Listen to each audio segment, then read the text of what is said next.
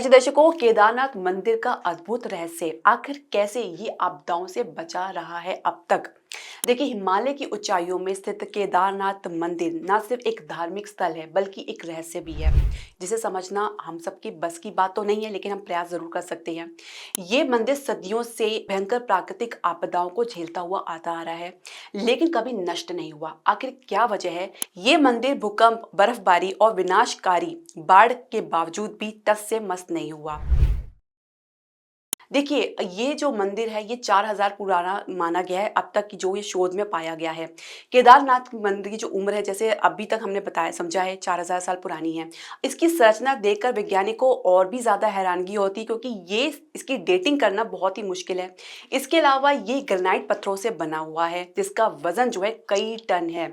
सोचने वाली बात ये है कि 11,750 फीट की ऊंचाई में स्थित ये मंदिर, यहाँ तक जहाँ पे ऑक्सीजन की कमी रहती है वहाँ पे इतने भारी पत्थर को लाना, फिर उसको उसके आधार पर मंदिर की संरचना करना कितना मुश्किल होगा, और ये आसान कैसे हुआ, ये भी सोचने वाली बात है।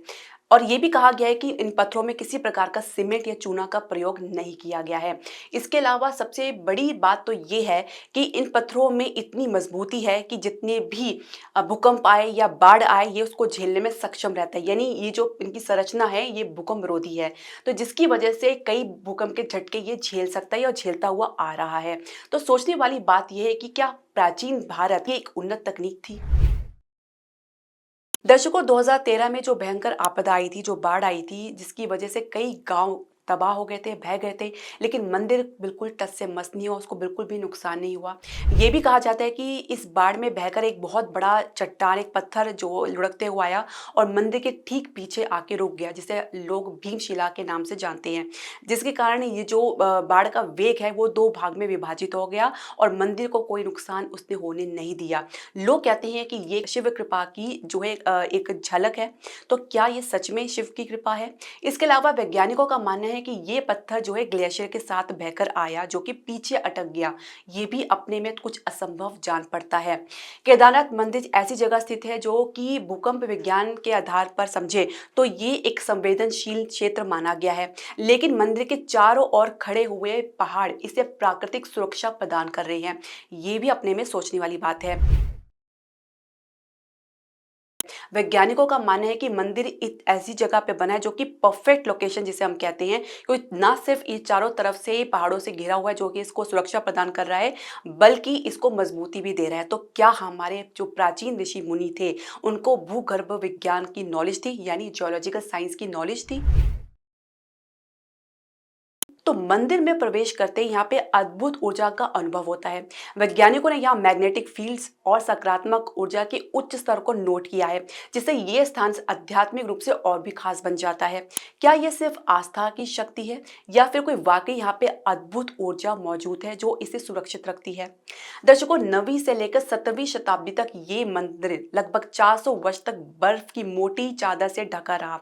उसके बावजूद भी इस पर कोई भी प्रभाव देखने को नहीं मिला। तो ये भी अपने में एक बहुत ही चौंकाने वाली बात है। तो या ये केवल एक इंटरलॉकिंग टेक्नोलॉजी है, या कोई अलौकिक शक्ति जो इस मंदिर की रक्षा कर रही है? तक बर्फ की मोटी चादर से ढका रहा, जिसे वैज्ञानिक लिटिल आइस एज कहते हैं। दर्शकों, हर साल जब मंदिर के कपाट 6 महीने के लिए बंद हो जाते हैं तो यहाँ पे एक रहस्यमय दीपक जलता रहता है और कभी बुझता नहीं है। अब कोई मंदिर के अंदर नहीं होता तो ये कैसे संभव है कि दीपक को कौन जला रहा है? तो कुछ लोग इसे भगवान शिव की कृपा मानते हैं, तो कुछ वैज्ञानिक इसे अनसुलझा रहस्य मानते हैं। क्या ये कोई प्राचीन तकनीक थी, या फिर कोई सचमुच दैवी शक्ति का प्रमाण? दोस्तों, ये था केदारनाथ मंदिर के अद्भुत रहस्य का कुछ पॉइंट्स, बिंदु हमने आपके सामने प्रस्तुत किया। ये एक बेहतरीन इंजीनियरिंग का उदाहरण भी माना जाता है, तो साथ ही देवी शक्ति का भी प्रतीक माना जाता है। तो ये समझना बहुत ही मुश्किल है कि ये असल में है क्या। जो भी हो, ये बात तो तय है कि ये मंदिर प्राचीन भारत का सबसे बड़ा विज्ञान और आस्था का एक बहुत बड़ा प्रमाण है। आपका क्या मानना है, कमेंट में हमें जरूर बताएं।